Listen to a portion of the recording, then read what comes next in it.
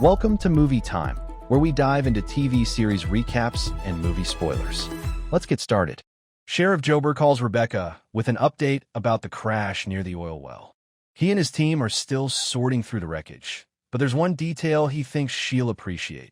The man in the pickup might have already been dead before the collision, which is a good thing for you, I would imagine, he adds. The MTex big rig driver, however, wasn't so lucky. He died in the crash.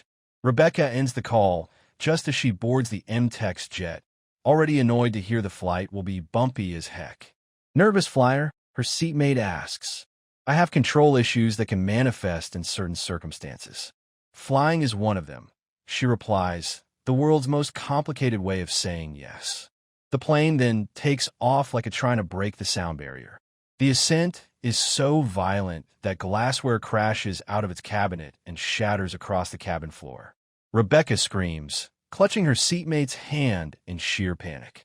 He stays calm, talking her through it, and once things settle, offers her a cup of watermelon juice mixed with vodka and simple syrup.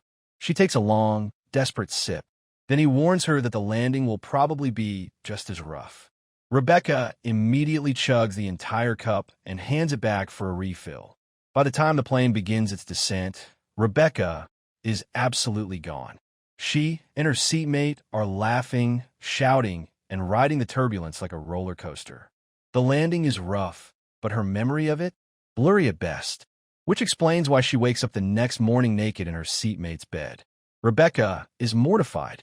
He, on the other hand, finds the whole thing hilarious. He casually gets dressed and tells her he'll call her later. She practically shoves him out the door and darts into the shower, trying to regain her dignity. And then she notices Le Labo Grooming Products, aromatherapy shower discs, in Texas, owned by a straight man.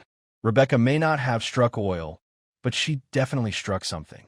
The journey to lay Tommy's mother to rest begins with tension already simmering beneath the surface. The group makes a quick stop at TL's place, where Ariana instantly wins over the old man. He jokes that Cooper doesn't deserve someone so smart and pretty, only for Ariana to clarify that she and Cooper aren't a couple. Moments later, Tommy arrives with Angela, Ainsley, Nathan, and Dale, all dressed for the funeral. TL greets Angela warmly, his eyes softening when he sees how much Ainsley has grown. But the moment he turns to Nathan and Dale, the warmth evaporates. He scoffs that they're only there for Tommy's emotional support, adding, "As if you loved her enough to need it." Tommy doesn't flinch.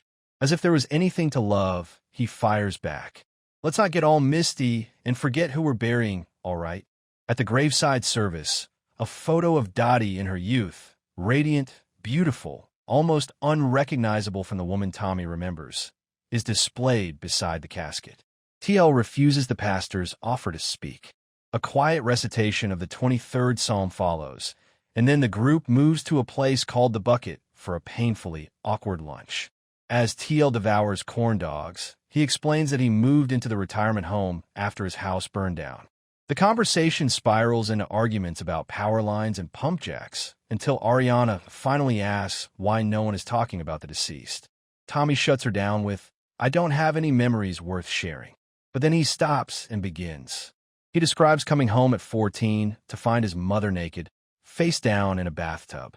With TL away working offshore, Tommy pulled her out, called 911, and performed CPR until she vomited water into his face. "She looked at me like I was a stranger," he recalls, voice flat.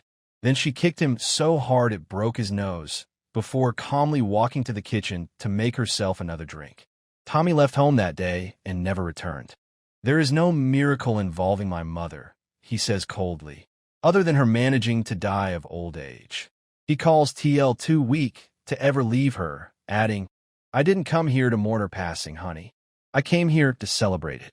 Then he rises, pays the bill, and leaves. When Tommy is gone, TL finally speaks about Dottie, the girl she was before the demons came. At 17, he remembers her dancing through rainbows cast by sprinklers on a sunny day. "But demons run faster than rainbows," he says quietly, and hers caught up to her. "I spent 60 years waiting for her rainbow to return. It never did, and I wasted my life on hope." Thanks for watching Movie Time. If you enjoyed this video, don't forget to like, subscribe, and hit the bell so you never miss a recap. See you next time for more.